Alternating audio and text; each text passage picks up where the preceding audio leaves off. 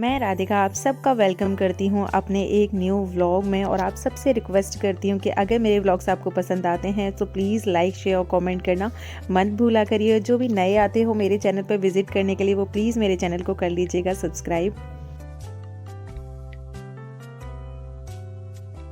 जय माता दी, good morning, नमस्ते गाइस, कैसे हैं आप सब। उम्मीद करती हूँ सब लोग बहुत बढ़िया और मज़े में होंगे।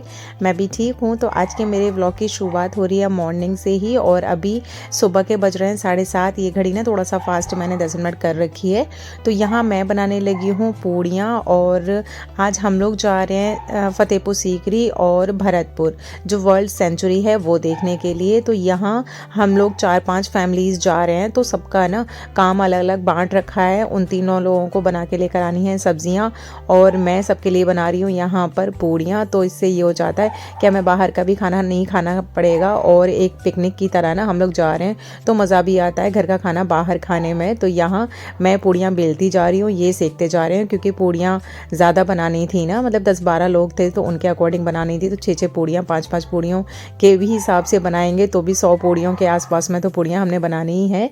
तो अकेले के बस की बात थी ही नहीं। तो मैं यहाँ बेलती जा रही थी, ये अपना रैंप पे बैठ के ना पूड़ियाँ तलते जा रहे थे।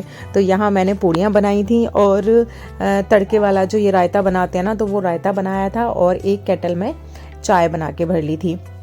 उसके बाद में फिर जल्दी से रेडी होके हम लोग निकल गए थे रास्ते के लिए। और यहाँ से ना हमें रास्ते से गवालियर रोड पे मतलब मेरे देवर का घर पड़ता है तो उसके घर जा रहे हैं हम लोग। तो फिर वहाँ से थोड़ा बहुत सामान जो है वो लेंगे, हम गाड़ी में रखेंगे क्योंकि उनको जाना तो दूसरी गाड़ी में है, लेकिन यह है कि सामान वगैरह इस गाड़ी में खाने पीने का जो है वो रख जाएगा। तो यहाँ हम उनके घर आ गए हैं और यहाँ पर ये बिल्कुल ही रेडी मिले थे, ज़्यादा टाइम नहीं लगा इन लोगों को मतलब लेने में, क्योंकि टाइम हो गया था और सर्दियों का टाइम है तो जल्दी निकल जाता है ना पूरा दिन, इसलिए। तो लेकिन यहाँ तक आते आते हमें 10 बज गए थे, जो कि हमारा प्लान था 9 बजे का कि 9 बजे तक ना हम लोग यहाँ से निकल जाएंगे। लेकिन वही है कि सर्दियों का टाइम है, ऊपर से छोटे छोटे बच्चे हैं तो उनको भी हैंडल करने में इतना टाइम लग ही जाता है। मेरे देवर की बेटी है जो कि आप देख ही रहे हो कि गाड़ी मैंने कैसे घुसे जा रही थी। तो वहाँ से हम लोगों ने सामान रखा और फिर अब हम निकल गए हैं यहाँ से भरतपुर के लिए, वर्ल्ड सेंचुरी के लिए। तो यहाँ हम लोग बस पहुँच ही गए हैं और रोड तो खैर खाली मिला था तो बहुत ज़्यादा कोई रश नहीं मिला था, इसलिए टाइम ज़्यादा नहीं लगा। लेकिन ना ये वर्ल्ड सेंचुरी में आधे रास्ते तक तो कार एंटर हो गई थी। उसके बाद में अब यहाँ से हम लोग पैदल चलने का अपना स्टार्ट करेंगे। लेकिन ना मुझे अपना मतलब कि पर्सनल जो एक्सपीरियंस है मेरा, मैं गई तो फर्स्ट टाइम थी, कई बार हम लोग गए हैं लेकिन बाहर से वापस आ गए थे, कभी ना अंदर जाके हमने नहीं देखा। कुछ ना कुछ ना इस तरीके का सीन बना कि हम लोग अंदर कभी जा ही नहीं पाए। आज फाइनली अंदर आए हैं, लेकिन मैं अपना फाइनली ना अपना पर्सनली एक्सपीरियंस आपको बताती हूँ कि मुझे अंदर जाके कैसा लगा। मैंने ना सुना हुआ था कि यहाँ बहुत सारे पक्षी मिलेंगे और जानवर भी देखने को मिलेंगे, लेकिन ऐसा कुछ भी नहीं था वहाँ पे। बस ये है कि बंदर देखने को मिले हमें, हिरन देखने को मिले और वो भी इतने ज़्यादा नहीं, मतलब कभी कहीं कहीं एक आध ना हिरन दिख रहा है और बंदर भी दिख रहे थे। तो यार बंदर देखने के लिए इतनी दूर क्या ही जाना था। बंदर तो मेरी छत पे ना डेली ही आते हैं। तो बच्चे भी बोल रहे थे कि इनको देखने के लिए हम इतनी दूर तक आए हैं, ये तो हमारे यहाँ डेली ही आते हैं तो बंदर ही देखने थे। तो लेकिन बस ये था कि पता नहीं क्यों लोग आते हैं, या तो उनको चलना होता है, पता नहीं, समझ नहीं आया मुझे, क्योंकि ऐसा कुछ भी नहीं था वहाँ देखने का। और टिकट भी यहाँ एंटर करने की ना टिकट भी लगती है। और बाकी ना अगर बैटरी वाले जो रिक्शे होते हैं उनके उनमें बैठकर अगर हमें यहाँ घूमना होता है, और ये करीब शायद 7-8 किलोमीटर के समथिंग था चलना, मतलब पूरा। लेकिन हम पूरा चले ही नहीं क्योंकि बच्चे भी थक गए थे और कुछ ना दिखने को अगर मिलता रहता ना बीच बीच में तो बच्चों को ना थोड़ा सा इंटरेस्ट बना रहता, जो कि ऐसा कुछ था ही नहीं।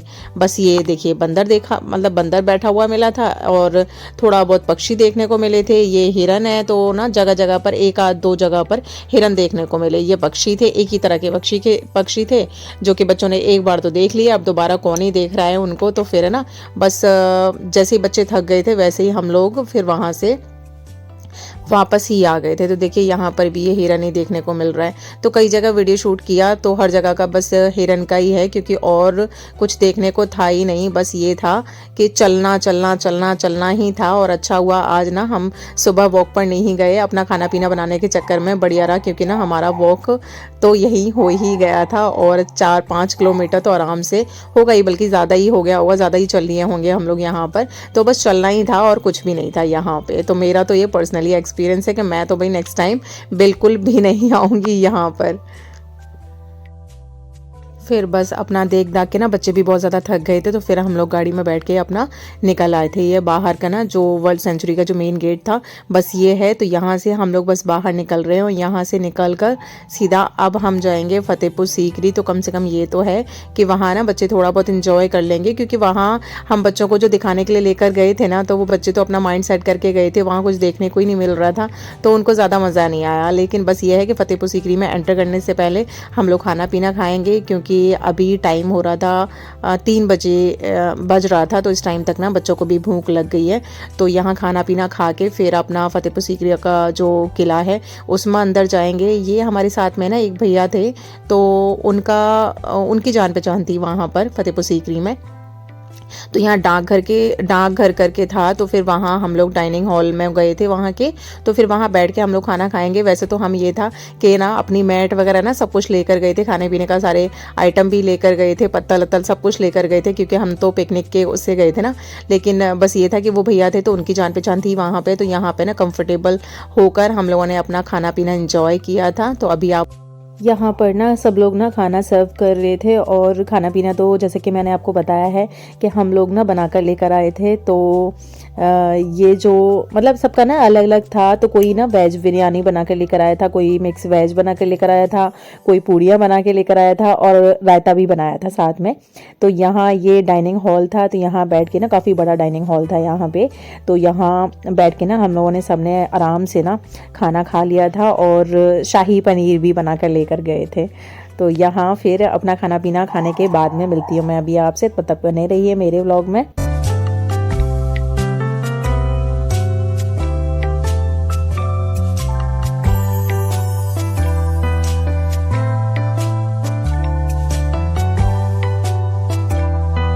लंच करने के बाद में अब जा रहे हैं हम लोग फतेहपुर सीकरी का जो किला है वहाँ। लेकिन है ना ये जो डाकघर था, जो डाइनिंग जो हॉल था, ये जो फतेहपुर सीकरी का जो किला था उसके पीछे वाले रोड पर था। तो हम लोग यहाँ से घूमते हुए फ्रंट पर पहुँचेंगे। फ्रंट पे ना हम लोग सबसे लास्ट में पहुँचेंगे, क्योंकि हम अंदर से पूरा घूमते हुए ना उधर की साइड से बाहर की साइड में निकल जाएंगे। और यहाँ बच्चों ने भी ना बहुत मज़े किए। लेकिन बस ये है कि यहाँ आके फिर भी खुश हो गए थे, पर यही है कि बच्चे थे, छोटे थे, तो वो चल चल के ना बहुत ज़्यादा परेशान हो गए थे। और लास्ट में ना आरू का ध्यान ही नहीं रहा, आरू ना काफ़ी पीछे रह गया था। तो वो जो मेरे देवर की गुड़िया है उसके साथ में रह गया था, उसको भी भूल गए हम लोग। भीड़ भाड़ में ऐसे होता है ना कि ध्यान ही नहीं रहा बच्चों का। तो लेकिन है ना आरू बड़ा है, इसलिए वो उसको पकड़कर लेकर आ गया था। फिर यहाँ हम चलते चलते थक गए थे, तो यहाँ थोड़ी देर के लिए हमने रेस्ट किया था। और किट्टू ले रही थी अपने चाचू के साथ में मज़े। चाचू इसके बारे में बताओ, क्या ये किसी राजा ने बनवाया था। शर्म नहीं आ रही बच्चों का खाना खा रहे हो? शानू मत दो, अब मत दो अंकल को, नहीं मना कर दो। शानू लाओ दो यार। No Shanu no.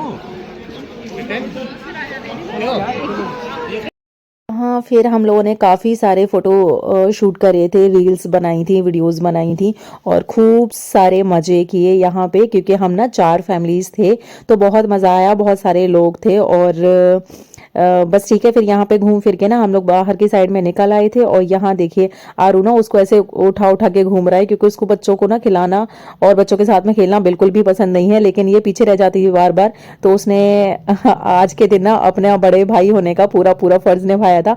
फिर आ गए थे जी हम घर पर, और बीच में ना मेरे देवर के घर पर उन लोगों को जब छोड़ा था, सामान वगैरह निकाला था, तो वहाँ चाय भी पी कर आए थे।